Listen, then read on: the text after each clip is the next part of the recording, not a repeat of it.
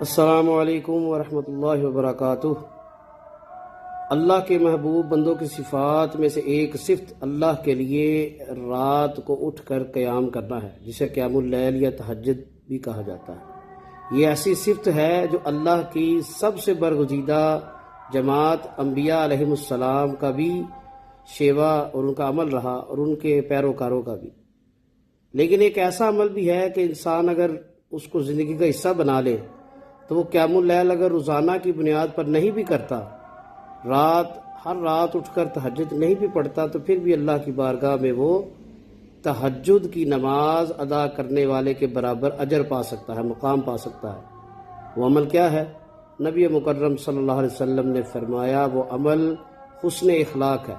आपने फरमाया इंसान अपने अच्छे इखलाक की वजह से तहज्जुद के लिए उठने वाले के बराबर दर्जा पा सकता है।